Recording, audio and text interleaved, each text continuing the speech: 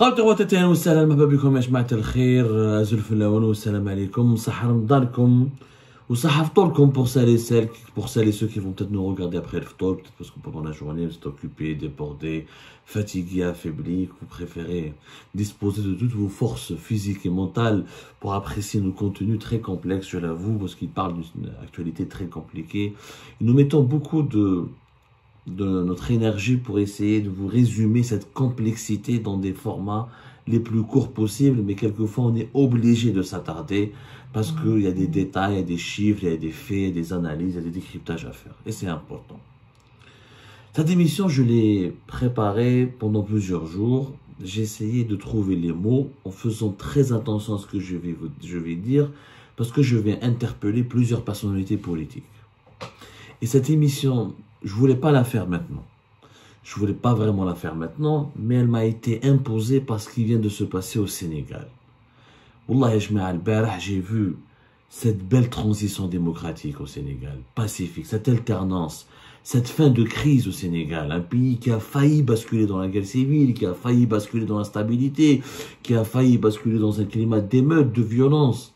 Mais au final, les opposants et les partisans du pouvoir ont tracé une feuille de route et chacun a accepté la défaite de l'autre. Et les uns ont accepté la défaite de l'autre et les gagnants ont accepté la dignité, ont respecté la dignité des autres. Et ils ont décidé de mettre en place une réconciliation nationale pour refonder le Sénégal, pour repartir sur de nouvelles bases, alors que ces élections sénégalaises devaient être reportées, voire annulées, que le mandat de l'actuel président du Sénégal, l'ancien, celui qui va être remplacé, Macky Sall, devait être même prolongé de façon non constitutionnelle. Des détenus politiques qui sortent de prison et qui deviennent du jour au lendemain les nouveaux maîtres, les nouveaux décideurs du pays. C'est beau, c'est exceptionnel. Pourquoi pas en Algérie? Bon, on va pas copier le Sénégal. On va pas faire dans la copie. Chaque pays doit évoluer selon ses propres spécificités, ses propres caractéristiques, ses propres données socio-économiques et démographiques et politiques. Ceci dit, ce qui m'atterre, ce qui me choque en Algérie, et ça, à la belle et peut-être mes propos vont un peu remuer, vont être un peu difficiles à accepter. On va peut-être me traiter de donneur de leçons, on va me traiter peut-être on va voir des marques, des respects dans ce que je vais dire, etc. Moi, je crois que non. Je crois qu'il faut m'écouter attentivement, que mon seul objectif est de sensibiliser les personnalités auxquelles je vais m'adresser. Je vais m'adresser à un certain nombre de personnalités politiques. On entend la Mamra, Ahmed Ben Beitour, Sofiane Djilali, Abdelrazak Moukri, Ben Vlis, je dirais même Louisa Hannoun. Allez, je vais la rajouter dans le lot. Ainsi que toutes les personnalités politiques qui peuvent se reconnaître dans mes propos. Voilà. J'ai visé les 5, après, j'aurais pu inclure Sidi Ahmed Rosali, mais il est très malade, il est fatigué. Mais je vais l'utiliser et le citer dans cette émission parce qu'il a dit quelque chose de très important tout à l'heure. Pas tout à l'heure. La dernière fois, lorsqu'il a fait une interview, c'était au début du mois de mars, avec la chaîne Berber TV. Je vais mettre Abdelaziz Belkhadim, voilà, un ancien responsable de l'État.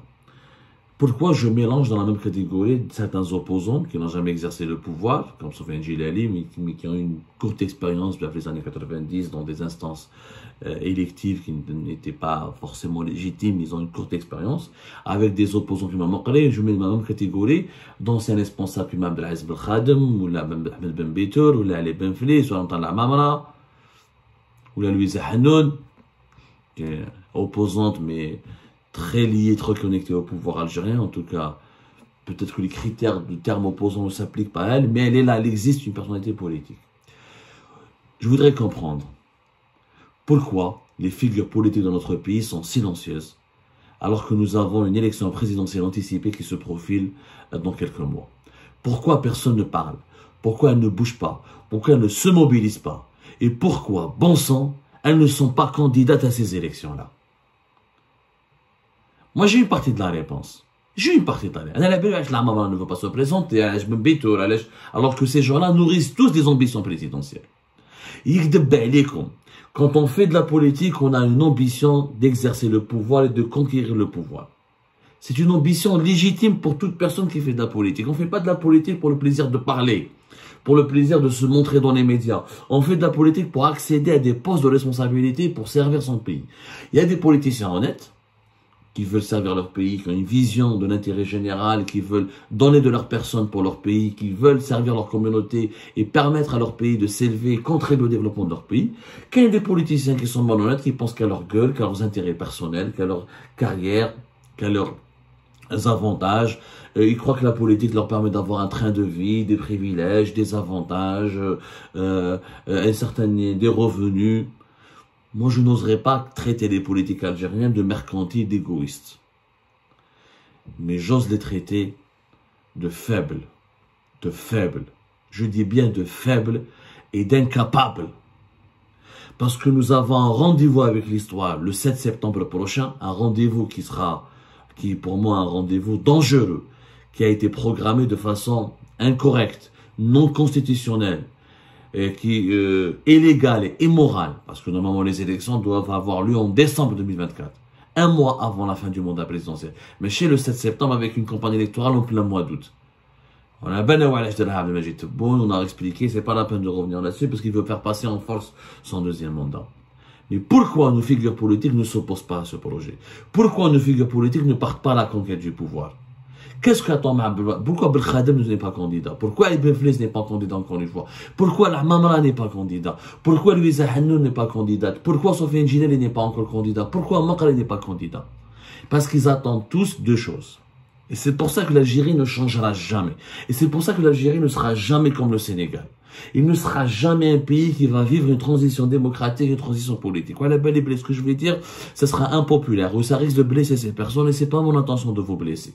Je tiens à m'excuser dès maintenant auprès des personnes que je cite. Je ne veux pas vous blesser. J'ai envie de vous faire réagir. J'ai envie de vous interpeller. J'ai envie de vous pousser à agir. J'ai envie de vous pousser à vous engager. Parce que vous avez la responsabilité morale et vous avez la responsabilité politique d'être au service de votre pays. Le changement ne vient pas, mais chez un ouvrier, un maçon, ou là, un simple vendeur de cigarettes, ou là, un enseignant, ou un ingénieur qui peut changer un pays. Le pays change quand des décideurs arrivent au plus haut sommet du pouvoir pour imposer une nouvelle politique, une nouvelle façon de gouverner. C'est comme ça qu'on change un pays. C'est ce que le Sénégal est en train de nous apprendre. Au Sénégal, ça marche. En Algérie, pourquoi les opposants et les personnalités politiques qui étaient avec le pouvoir ne se manifestent pas? Parce qu'ils attendent toujours le feu vert ou le feu vert de l'armée. Tout le monde, personne ne veut entrer en Algérie dans une élection sans avoir la caution de l'armée. Tout le monde, c'est une croyance, c'est une maladie, mais c'est une croyance, c'est une maladie. C'est un défaut, c'est une défaillance qui nous pourrit l'existence. Mais qu'est-ce que je vous dis? Ni Ramamra, ni Belkhadem, ni Ben Flis, ni Ahmed Ben Bito, ni Louisa Hannoun, Wallah, l'armée, il n'y a pas un contact avec l'armée, que ce soit l'état-major de l'armée ou des représentants de l'institution militaire. Et j'inclus dans l'armée, dans l'institution militaire, les services de renseignement, parce que eux, ils ont le statut de militaire. S'il n'y a pas la caution des services de renseignement, s'il n'y a pas la caution de l'état-major, personne ne veut entrer dans une élection. Parce qu'on estime qu'en Algérie, qu'on ne peut pas arriver au pouvoir sans avoir le soutien et la caution de l'armée.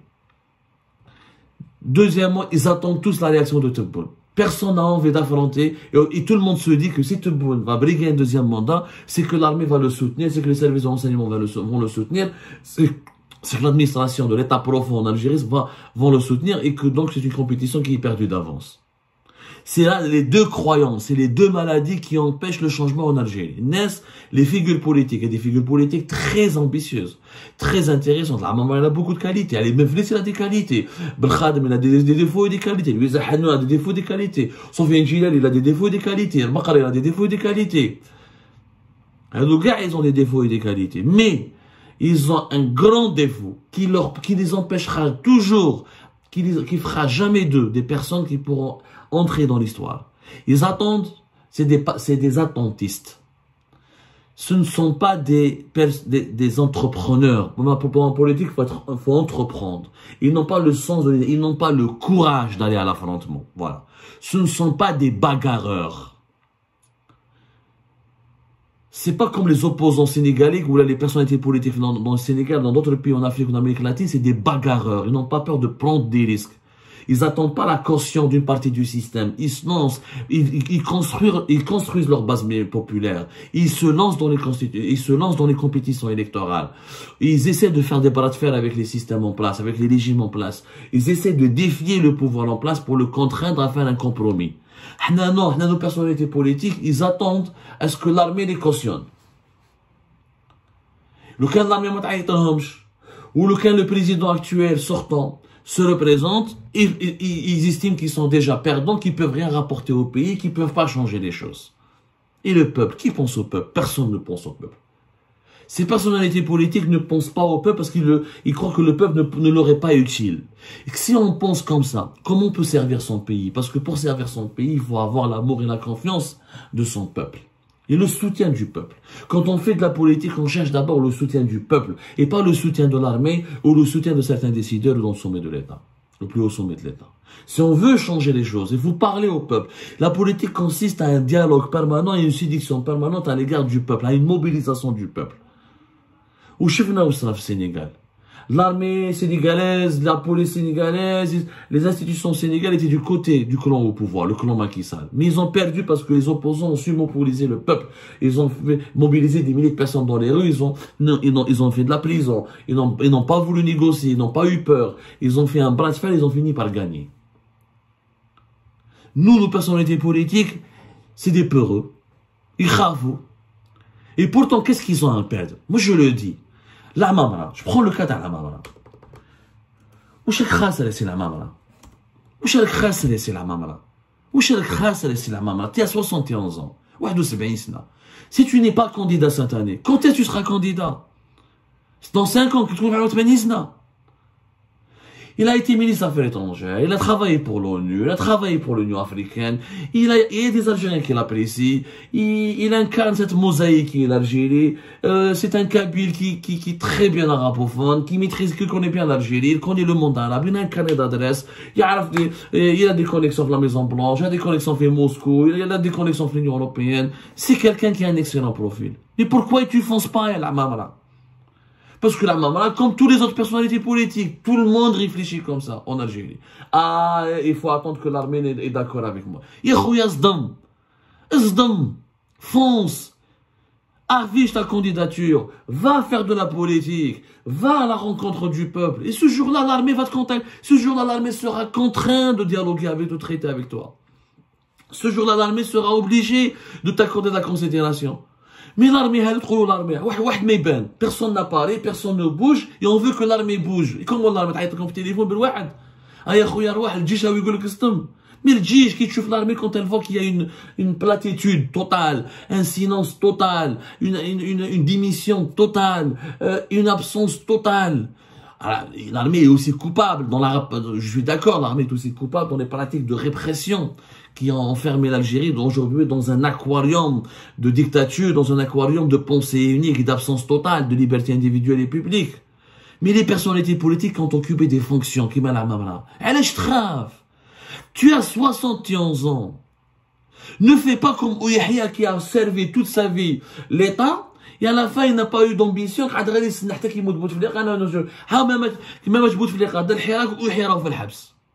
Il ne faut pas attendre le départ de Tebboune pour penser, pour aller en élection, dans une élection présidentielle et afficher ses ambitions. On sait tous que la maman veut devenir président. On sait tous.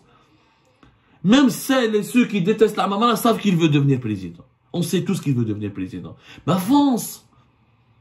Fonce.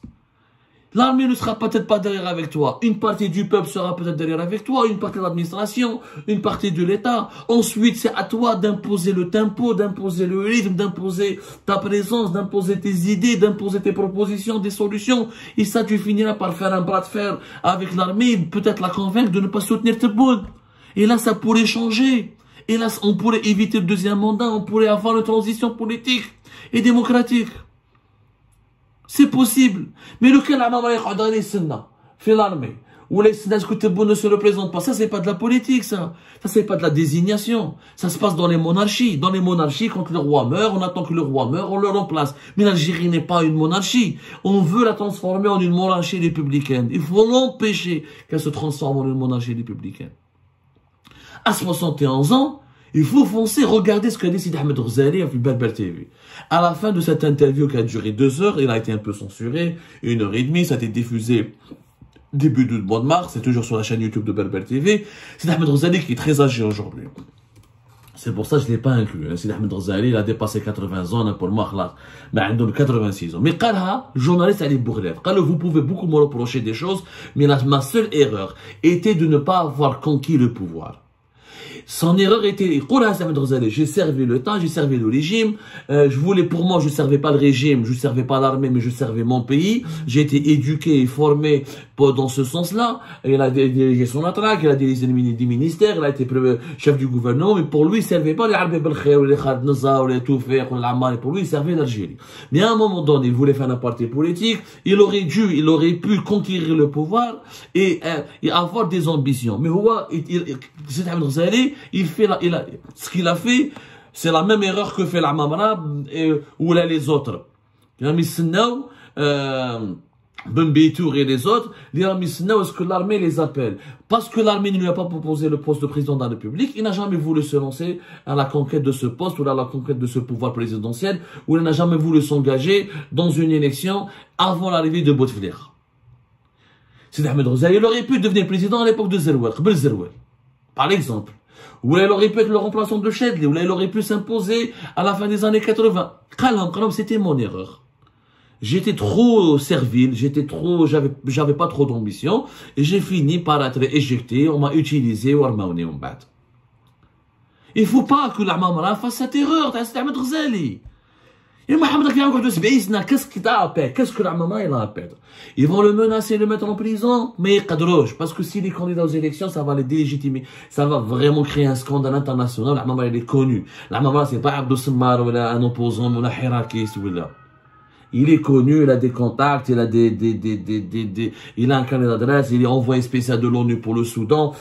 Ils vont pas pouvoir mettre l'Amamra en prison du jour au lendemain. Ils vont le casser. Mais il est habitué au Cuba.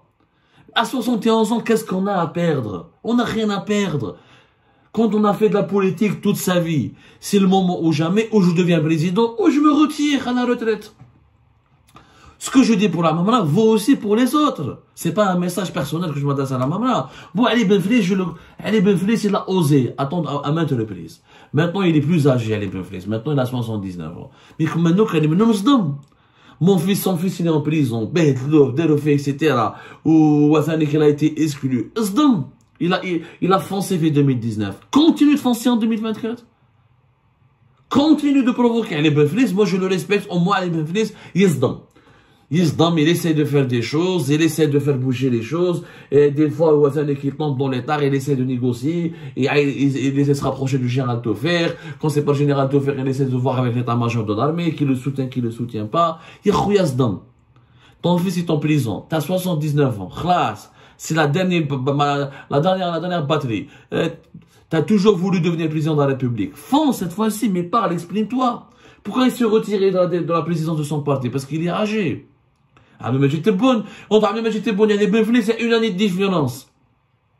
Si on doit avoir un président de 78 ans, pourquoi on n'a pas un autre président de 79 ans? Parce que les Benflis attend, il joue, est-ce que l'armée, est-ce que l'administration, est-ce qu'il y aura des conditions de neutralité, etc. C'est les politiques qui imposent leurs conditions.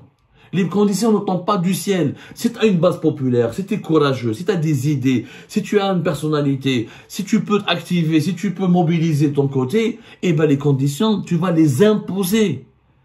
Le message vaut aussi pour les Ben Bitour. Ben Bitour, alors le cas le plus... Ben Bitour a toujours 77 ans. C'est aussi un cas extrêmement grave. Il dit quelqu'un de brillant, d'intéressant, mais de timoré, de timide, qui manque de charisme. C'est le moment où jamais Ben Bitour اصدم. اصدم 77 سنة واش بقى لك كي تخلص عليك واش يدخلوك الحبس يا حمد بكري يدخلوك الحبس 77 سنة. T'as vécu toute ta vie ou chef, tout voyagé, tout عشت. C'est le moment de rentrer dans l'histoire. Un politicien doit écrire l'histoire de son pays. il doit essayer d'entrer dans l'histoire de son pays. Ce n'est pas sur les réseaux sociaux, là, dans les salons, qu'on va entrer dans l'histoire.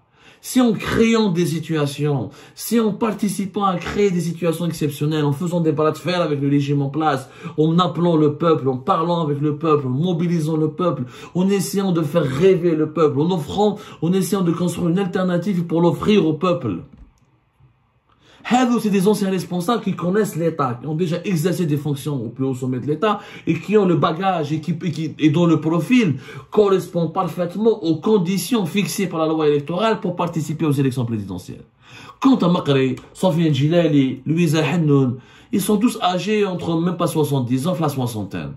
Mais personne ne parle. Ah, Sofiane Djilali, je vais attendre, notre parti va décider. Arrête de te foutre de notre gueule, tu fais de la politique, ça fait longtemps que tu veux devenir président. C'est pas t'as pas besoin du feu vert de ton parti. T'as créé un parti, tu diriges un parti, c'est pour devenir président. C'est pas pour faire le clown à la télé. Tu fonces. Présente ta candidature. قول انا ما استعرف ولا تسنى تنيغوسي مع تبوك ما يعطيك بوست دو مينيستر.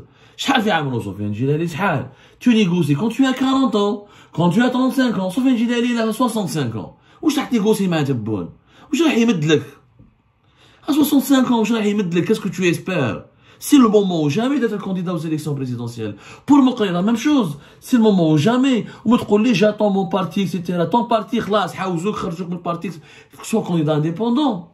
Soit candidat, soit un candidat indépendant. Et la base du MSP va suivre Mokri. Mais il ne faut pas attendre la dernière minute.